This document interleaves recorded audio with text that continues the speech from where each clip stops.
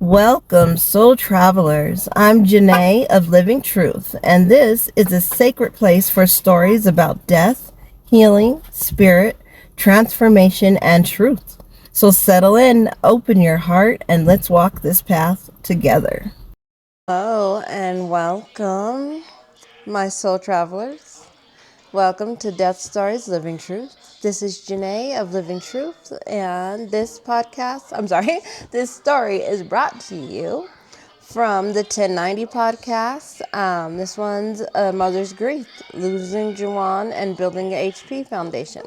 So let's get into it. They tell you, like, hey, make sure you clap a lot, bring the energy. Oh, yeah. Okay. They want you to get hyped. They tell you, we actually went to audition, and in the audition they tell you, hey, we're looking for families that they're cohesive, they have that energy, they have that look. So our family had it, I guess. Yeah, you do have the energy. Like, you have the Family Feud, family, big smile energy. You always been like that? I think so. I don't know, you have to ask somebody else. Is there a sassy dark side to you that we don't like? Are you snap at people, or are you just you can't help being nice all the time? I'm nice until you attack my family or attack my like something personal to me purposely, but outside of that you get the bubbly, happy, why are you so excited at 5 a.m. in the morning person. Yes. So yeah. Yes, exactly. Tell me about Juwan. What was he like? Jawan, he was my jokester. He liked family first. He was family driven. He was my firstborn, my only son. I have two other daughters, but he was my only son. He was the individual that I like to tell people changed me from who I used to be into who I am now, the shift. I come from some very interesting backgrounds. Both of my parents were on drugs, so I had to grow up alone a lot. I have two other sisters, but you know, when your parents are, you know, on drugs, you don't really grow up in the best atmosphere. And I made some decisions and choices in life up until that point, having my son, that they were not okay. But when I had him, I had a different purpose, a different reason to see life differently. And so he was that catalyst that changed me.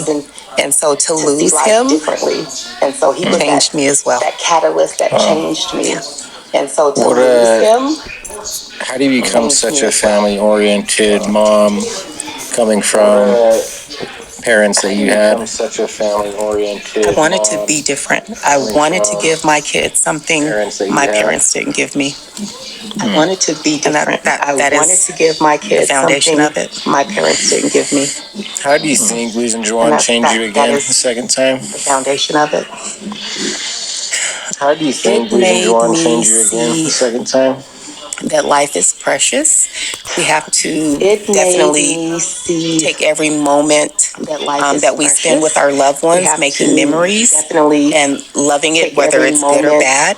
And that life is short, and that we have to love hard, whether it's good or bad. You know what I'm saying? And really be genuine with the people around us. And that it's like we have to love hard, like that. you know what I'm saying? And really be genuine with the people around us. I understand that completely. It's so easy to get distracted and sucked into drama, and you forget what really matters, and that is making these memories with. I guess it's just the perspective that you get with it. Like, oh man, like, what did I used to worry about or complain about compared to this? And then maybe just realizing how many other people are hurting too, that maybe you just didn't see before because you weren't hurting like them. And Absolutely. yeah, what did you want, like, sports, or did he, like, what were some of his hobbies? What did he do for fun? Yes, Jawan was a football player. He played for one of the top high schools in the Phoenix surrounding areas, Hamilton High, which is in Chandler, Arizona. He stopped playing when he tore his ACL, so he was totally bummed out. Man. So he had to go through surgery and whatnot. So he did football, he ran track, and I want to say that was about it. Did he have girlfriend or anything like that? Yes, he had a high school girlfriend who I'm still friends with. I was gonna ask. I am, because it was his only high school girlfriend, of course. And so me and her are still good friends today. What position did he play in football? Tight end? No, nice. Yeah. Is that the person on like the... Yeah. Yeah, and then I'm not football savvy. No, yeah, he'd block sometimes, but then he'd go out and catch a pass or two every once in a while, yeah. Yes, and he was quick, so... That's awesome. Yeah, I wanted him to play softball baseball, because I felt like he had all the components for that, but he wouldn't do it. Yeah. And that's okay, because it was him. I want my kids to do what they want to do, not what I want them to do. So that's so cool. You keep in touch with his girlfriend, so I really like that. She's in California now, but we stay in touch via Facebook. Everybody's on social media. Can you take me back to the day when you got the news when Joanne died? Yeah, I can. And sometimes I remember that day like it's yesterday. I remember I was in my room. My phone kept ringing, and I remember just looking down at the phone going, for whatever reason, I don't want to answer it. It was just one of those things that I just looked down and I was like, why don't I want to answer this call? And I seriously did not want to pick it up. And it just kept ringing over and over again. I didn't know what was going on. I just kept looking down like, I don't want to answer the call. And then I heard a knock on my door. And my daughter goes, Mom, people are trying to call you. Answer your phone. And I go, I don't want to. She goes, Mom, open the door and answer your phone. And I go, I don't want to. And she knocked again. She goes, Mom, answer your door. Answer your phone. Open your door. She says they cannot find Jawan. And I opened the door and I said, what are you talking about? She goes, Jawan was out on the river and he dived in off of Mud Cliff and they can't find him. And I go, what do you mean? And then I got another call. My sister says, they found him. And I said, they found who? They found Jawan. And I said, okay, where is he at? She goes, they're coming to meet you. And I'm like, who's coming to meet me? Everything was like a denial at this point. And I'm all like, who's coming to meet me? And she's like, Mesa Police Department. And I'm all like, why are they coming out here? She's like, they found Jawan and he's no longer with us. And I go, yeah. And I just started ringing his phone. I just wanted him to pick up. So I started calling him. And of course, it was just going to voicemail. And I was in denial. Yep. And I was in denial. That's all I'm going to say. And I just kept calling his phone over and over. And then my sister came over and we went down the street to... Do you guys have QTs here? Because we have QTs. QTs. It's like a convenience store, like 7-Eleven, Circle K. Anyways, that's where they met me. And they wanted me to identify some tattoos. And I did. And I just remember letting out the most horrible screech in the middle of the store. Because that's when I had to really accept what they were telling me.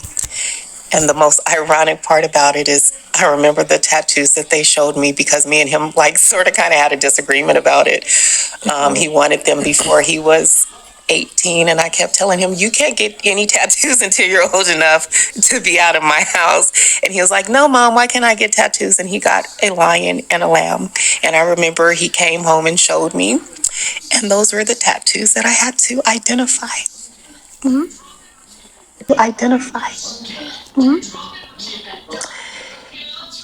I can't imagine how traumatic that would be.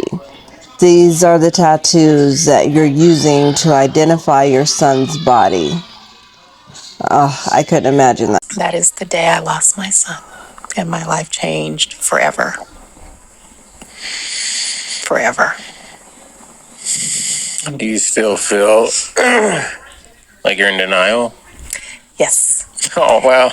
Yeah. And I know that sounds weird to say because it's been, this year would make 12 years. And I think me creating the HP Foundation is what I started after he passed away because I really didn't know what to do with my grief. I went to a very dark place.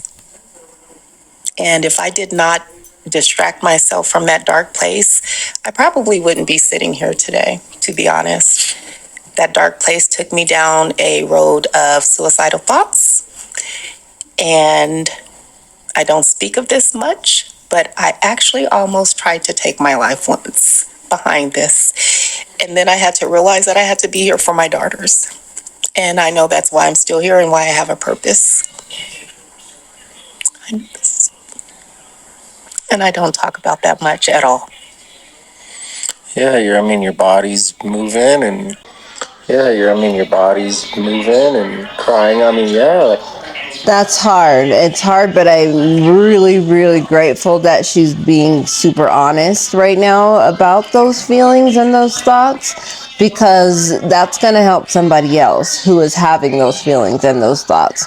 It's going to help them not feel alone, let them know that they're not crazy for feeling that way, and that there is something beyond these feelings. That part of it I don't typically share. I think I shared it once in one of my meetings with my parents, just because I felt the energy in the room, like one of the parents really needed to hear that I actually went down that dark path, because I think that's where she was heading.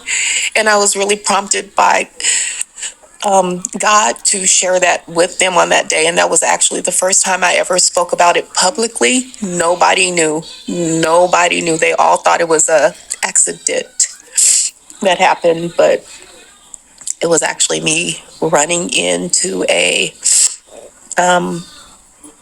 what are those little partitions when you come off of the freeway? Oh yeah, like those little. Wow, so that's how you were gonna do it. You were just drive as fast as you could in one of those. Yep, I did. And then you survived that car crash. And the impact was low. Like, I was all like, I really felt like God protected me in that moment. Like, no, I have a purpose for you, and this is not it. And the car was totaled on one side, and the driver's side it didn't hit. So the car when it spun, it hit the wall, but it hit on the passenger side, and it like impacted the passenger side all the way up. So the car was totaled, but I just had a banged up knee. That was it. That's all. Did you grab your car keys like I'm gonna go do this, or were you driving and then you just started a spiral and then before you knew it you were making this decision type of thing? Yep. I was just driving, and I was just in my feelings, and I didn't understand. I was a godly woman, going to church, doing everything I was supposed to do, and my son was no longer here. I just didn't understand. Yeah, and that's something I think humans don't understand, that bad things do happen to good people. That, yeah, you could do everything right and it doesn't make you exempt from feeling pain. Like, humans feel pain, and you're going to feel pain in your life multiple times. It's what you do with that pain. Just like the podcast says. What does he say? 10% of what happens to you and 90% of what you do with it. Changed everything in my life, shifted from bad to good, and now it's back bad again after all the good that has happened between that time. Yeah, so I was just in my car, and in that moment. I have those same questions too. Like, my wife Courtney was such a good person. Like, make it make sense.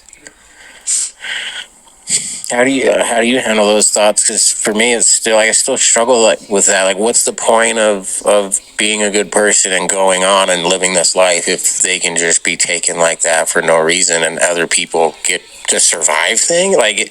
Make it make sense. And so I could literally just spend all day torturing myself with those questions, but what advice do you have for someone? Like, what do you do? Well, in the beginning, it did not make sense, like I said. But through my pastor and his wife and my church members, like they prayed a lot for me. I felt like that is a lot of what got me through, like the actual strength that comes from the power of prayer. Because I still don't understand how I ended up coming out of it. Like I would pray and I would pray, but I couldn't praise. I don't know if you like, I couldn't really get into it because I was still like at odds with God. Why me? My sister actually lost my niece 2 years before my son passed away. And I think watching her go through it helped me just a little bit. And what I mean by that is my sister at the time, she wasn't very godly. She didn't go to church. I wouldn't say she didn't love God or know God, but you know how some people can know him but not actually walk the walk. And I think she wasn't walking the walk, but when her daughter, my niece, passed away, I heard her say, this isn't fair. That was something she said to me, that it wasn't fair, but I didn't understand what she meant by that. And then as I lost my son, I understood like it's not fair, but it's also a part of life. So I think I just had to come to a resolution that we all have, we are all going to die one day. And it's very unfortunate that my son's time was up sooner than later because it's unnatural for a mother or a father or parents to bury their kids. And it's a part of life, unfortunately. And I think, I don't know if I distracted myself the whole entire time because here we are, because the HP Foundation started, I would say maybe about 5 years after he passed away, 4 years, but it was always a concept that was given to me about a year and a half after he passed away. It just took some time to actually get it up and get it going because I was going through my grief journey. But I would say the only way I got through it was just by having people around me who actually cared. Because after the service is over, when we bury our loved ones, everybody goes back to their corners and then they get back to their normal lives, but we are forever changed. I could not get back to that normalcy. I went to work and people are talking to me at work. I want to say, how long did I take off for bereavement? Maybe about 30 days. And when I went back, people were talking, and do you guys remember the Snoopy things? And they wah, wah, wah. That's how people sounded to me. And I'm all like, you're talking and my son's no longer here. Like nothing matters. Like all of this doesn't matter. So I don't know. I had to just come to terms with it. I think over time is how I adjusted to it, because I don't think I'm not okay with it still. It's 12 years in June of this year, and I still don't know how I get through, because I have my waves, I have moments, and they're like tsunamis sometimes, but I definitely have my moments. Why is this? It's kind of a rhetorical question, but why is it so hard to express or talk about your dark moment and thoughts of taking your own life? Why is that so hard to talk about, you think? For me, I think it's because of what people will think, and does that really matter though in the grand scheme of things? But I think that's what it was for me, and now I'm at a point in my life where we're 5 or 6 years into the HP Foundation, and I know that me sharing with my parents is what's going to help them. So it was difficult before because I thought people would judge me for that. But now I know that whether they judge me or not, it doesn't matter, because if I'm going to seriously be about my business with the HP Foundation and help other parents, I have to be open to sharing that. And that's where I am. I love the answer. And the story of when you first opened up and expressed it, you knew it would help someone. I love that so much. I think that's part of what gets you through the judgment, because the judgment keeps so many people from talking. Like we're so scared of the judgment that we just won't go there. But I think the knowledge of I'm going to help someone and I can connect with them, I think that's part of the motivation for me anyway, is to speak up even with the judgment, is you're going to get the connection, you're going to get the good parts if you are honest with what you're facing. So yeah, I just love that so much. That you finally were able to open up and be honest and talk about that. And it's a thing where I felt like it was necessary now. Like now is the time. I watch so much TV with kids still passing away, and that's our like niche. The HP Foundation, by the way, I don't know if I told you everything that we do, but we help bereaved parents if they did not have life insurance for their children between the ages of 1 and 21. We help them cover some of the burial expenses, whether it's cremation or if they're having a service, a regular service, or anything like that. And then we go out in the community and educate on how important it is to have life insurance. So we do free workshops for families. And on the back end, we do like group peer meetings. Like we don't have like a licensed counselor sitting around us doing anything like that. We just get together as parents who have lost children, and we just sit with one another and talk like how you and I are doing right now. And we just sort of kind of help each other see the light at the end of the tunnel, because that's a Wow, I think that's amazing. That's an incredible foundation. If you're interested, definitely check it out. I'll leave the information in the description. Wow, I think that's amazing. I appreciate you spending some time with me. I am extremely grateful for you, Soul Travelers. Check it out. And until next time, this is Janae. I appreciate you spending some time with me. I am extremely grateful for you, Soul Travelers. And until next time, this is Janae with of Living Truth. Thank you. Thank you for your time. I hope you enjoyed this story. If anything stood out to you, please put it in the comments. Let me know what pieces you're going to take with you, what pieces you're going to leave behind, any well wishers, anything you want to say to the creator of this story. And again, until next time.